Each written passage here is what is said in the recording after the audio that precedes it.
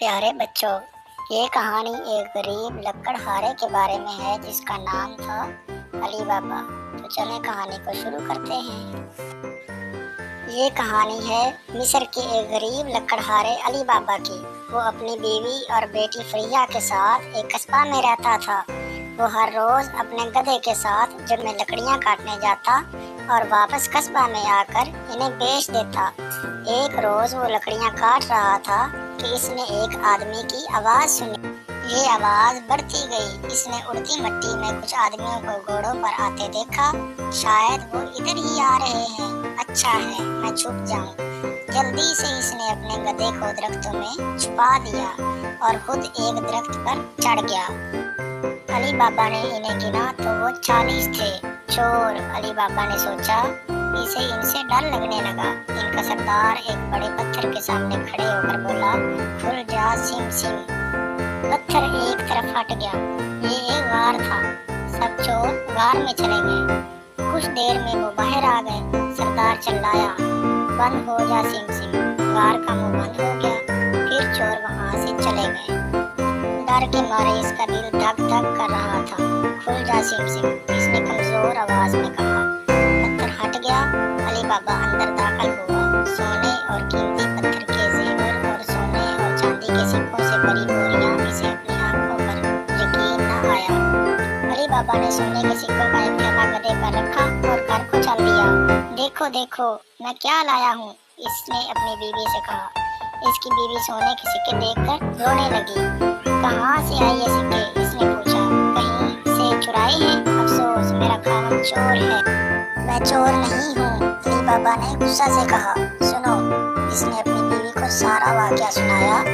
वो बहुत खुश हुई। अब हम अमीर हो गए, शुक्र है तेरा अल्लाह। इसने अपनी बेटी से कहा, जाओ अपने चाचा कासिम के यहाँ से तराजू ले आओ। इस अली बाबा को गार का राज मालूम होगा। चोरों के सरदार ने कहा, लेकिन हमें एहतियात से काम लेना होगा। यकीनन वो चालाक शख्स है। जरा 40 ड्रम लेकर आओ। सरदार ने एक ड्रम में तेल डाला और बाकी ड्रमों में चोरों को बिठा दिया। सौदागर के बेस में सरदार ने अली बाबा के दरवाजे पर दस्तक दी। अली बाबा बाहर निकला।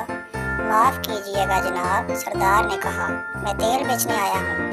क्या मैं आज अपने तेल के ड्रम आपके सेन में रख सकता हूँ? अली बाबा रहम दिल था। हाँ, क्यों नहीं, अली बाबा ने कहा। आप यहाँ रात भी गुजार सकते हैं। इस रात सरदार ड्रमों के पास गया। इसने ढक्कन उठाए। सुनो, इसने कहा, अली बाबा जल्द ही सो जाएगा। मैं तुम्हें इशारा करूँगा, तुम बाहर आकर इसे कत्ल कर देना। इसी शाम फरिया को तेल की जरूरत पड़ी। क्यों ना इन ड्रमों से कुछ तेल ले लूं, इसने सोचा। वो एक ड्रम का ढक्कन उठाने ही को थी कि आवाज आई, अभी कुछ देर है क्या? फरिया को पता चल गया कि कुछ गड़बड़ है। हाँ, इसने भारी आवाज में कहा। हर एक ड्रम से इसने एक ही सवाल सुना और एक ही जवाब दिया। 40वें ड्रम में तेल था। इसने तेल लिया और फिर लकड़ी लेने चली गई। इसने तेल को खूब गर्म किया और थोड़ा थोड़ा तमाम ड्रमों में डाल दिया। इसे आवाज सुनाई देती।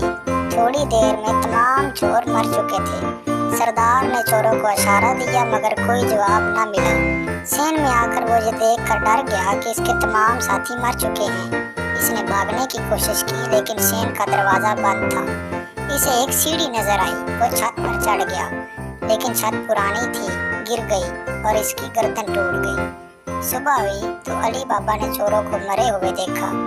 इसे अपने भाई का ख्याल आया। वो गार में गया। इसका भाई वहीं था। तुम बहुत लालची हो भाई, अली बाबा ने कहा, लेकिन फरिया ने हमें बचा लिया। तमाम चोर मर चुके हैं। अली बाबा और इसका भाई अमीर हो गए। अली बाबा अल्लाह का शुक्र अदा करता कि जिसने इसे इतनी दौलत और ऐसी अक्लमंद बेटी अता की। अली बाबा और 40 चोर एक रवायती कहानी है। इसका माहौल बच्चों को पुराने ज़माने में ले जाता है। इस कहानी का मकसद लालच से बचना है। इसके साथ साथ इससे ये नतीजा भी सामने आता है कि अक्लमंदी से अपने से बड़े दुश्मन को शिकस्त दी जा सकती है।